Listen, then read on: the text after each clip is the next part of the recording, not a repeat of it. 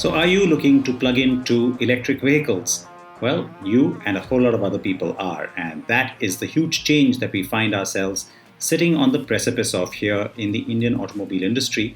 We will be busting a lot of the myths you might have, answering a lot of the questions and queries you might have, and certainly clearing and reassuring you on a lot of the apprehensions that you have as well.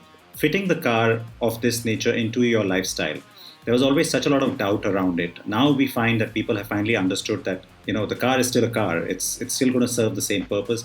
It's just about changing your mindset. It actually fits into your lifestyle quite easily. Tell us, with your experience now, as well as the research that you have at hand, that's India specific and not Western research.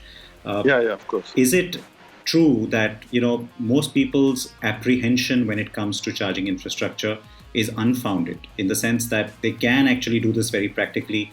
They don't really need to have a million charging points at their disposal. It can be done practically and without having that apprehension. That's $1 million question. I think we'll end up doing this education for customers all the time. Yeah. So two things specifically. See, number one, I think you mentioned about the word mindset, and I think that's where the entire game starts and ends.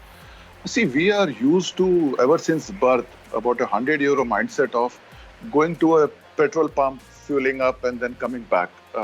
And it just takes you a jiffy to do that. We're just trying to change that mindset to say that, look, the car is where it is supposed to be.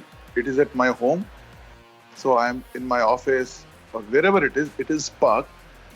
Wherever it is parked and wherever it is standing, you just put in a charger there and you don't need to do anything different. So I think that's exactly the mindset we are trying to change. And I call this centralized refueling versus fragmented refueling.